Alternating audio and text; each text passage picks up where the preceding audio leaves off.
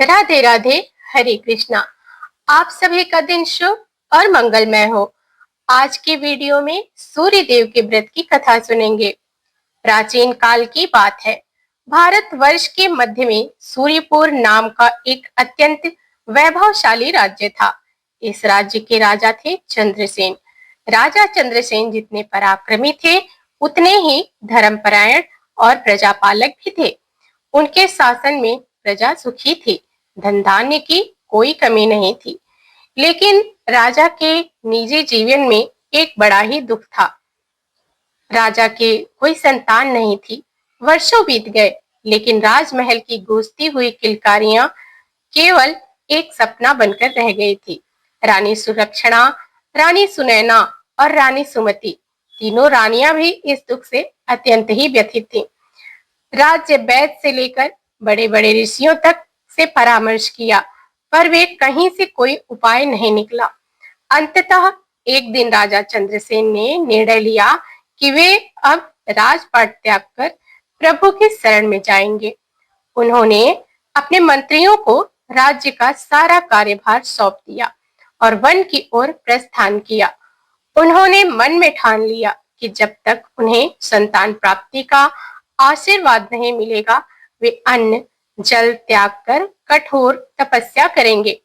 राजा ने घने जंगलों को पार किया और अंततः एक अत्यंत ऊंचे और दुर्गम पर्वत के शिखर पर जाकर उन्होंने सूर्य देव की आराधना करने का निश्चय किया।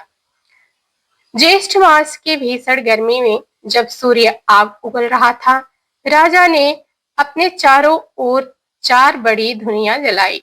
वे उन जलती हुई अग्नियों के बीच शांत भाव से बैठ गए। ऊपर से सूर्य का प्रचंड ताप और नीचे अग्नि की लपटें राजा की शरीर को पसीने से तरबतर कर रहा था, लेकिन उनका मन अडिग था। वे निरंतर सूर्य देव के मंत्रों का जाप करते रहे और उनके तप का तेज इतना बढ़ गया कि जंगल के हिंसक पशु भी उनके पास आकर शांत बैठ जाते थे।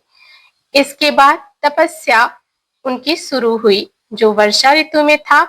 जब घनघोर घटाएं बरस रही थी, तब भी राजा चंद्रसेन ने अपना स्थान नहीं छोड़ा। वे खुले आसमान के नीचे खड़े होकर निराहार रहकर प्रार्थना करते रहे और बिजली की कड़कड़ाहट और मूसलाधार बारिश के बीच उनका शरीर भीग रहा था, पर उनकी साधना की अग्नि बुझ नहीं रही थी। वे केवल सूर्य देव के ध्यान में लीन थे। कड़ाके की ठंड का माघ और पौष की ठिठुरती रातों में जब हाड़ कपा देने वाली सर्दी पड़ रही थी, राजा चंद्रसेन बर्फीले जल के कुंड में खड़े होकर साधना करने लगे। कड़कड़ाती ठंड में जल के अंदर उनका शरीर जमने लगा था, लेकिन उनकी भक्ति की उष्मा उन्हें जीवित रखे हुए थी।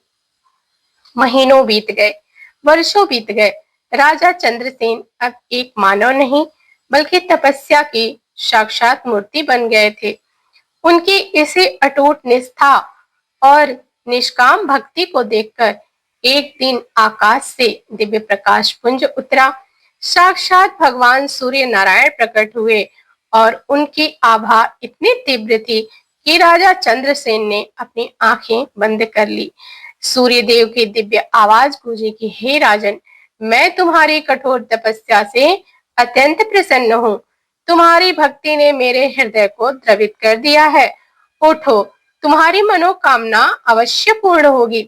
तुम्हारी तीनों रानियों को पुत्र रत्न की प्राप्ति होगी, जो न केवल पराक्रमी और धर्मपरायण होंगे, बल्कि वे चक्रवर्ती सम्राट बनकर अपनी कीर्ति से पूरे संसार को प्रकाशित करेंगे। राजा चंद्रसेन की आंखों से खुशी के आंसू बहने लगे। उन्होंने साष्टांग प्रणाम किया और सूर्य देव के आशीर्वाद को मस्तक पर धारण कर वे अपने राज्य की ओर लौट पड़े। उनके लौटते ही राज्य में उत्सव का माहौल हो गया और कुछ समय बाद सूर्य देव का वरदान सत्य हुआ। सबसे पहले महारानी सुलक्षणा ने एक अत्यंत तेजस्वी पुत्र को जन्म दिया, जिसका नाम विक्रमादित्य रखा गया, और रानी सुनैना ने मार्तंड को जन्म दिया। जो सूर्य के समान प्रकाशवान था। और अंत में रानी सुमति ने अंशुल को जन्म दिया, जो अपनी बुद्धि के लिए विख्यात हुआ। राजमहल में वर्षों का सन्नाटा टूट गया और चारों ओर खुशियों की शहनाइयां गूंजने लगी। राजा चंद्रसेन ने अपने तीनों पुत्रों को सूर्यदेव के संस्कारों में ढालकर बड़ा किया।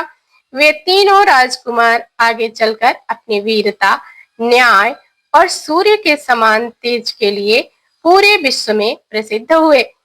राजा चंद्रसेन ने अपने अंतिम समय में अपने पुत्रों को यही शिक्षा दी कि सूर्य की तरह हमेशा निष्काम भाव से कर्म करना और अपनी प्रजा को कभी अंधकार में मत रहने देना। इस प्रकार सूर्यदेव की कृपा से चंद्रसेन का कुल अमर हो गया। यह कहानी हमें सिखाती है कि अगर मनुष्य का संकल्प सच्चा हो तो उसका लक्ष्य निस्वार्थ हो, तो साक्षात ईश्वर को भी उसकी पुकार सुननी पड़ती है और असंभव कार्य भी संभव हो जाते हैं। आज भी सूर्यपुरी के राजा चंद्रसेन की यह गाथा हमें कठिन समय में धैर्य रखने और प्रभु पर विश्वास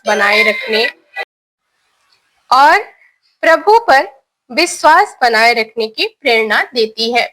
तो ये थी आज की कथा। उम्मीद है आप सभी को पसंद आई होगी। पसंद आई तो चैनल को सब्सक्राइब, वीडियो को लाइक और शेयर करना मत भूलिएगा। मिलते हैं ऐसी ही आध्यात्मिक वीडियो में। तब तक के लिए जय सूर्य नारायण की।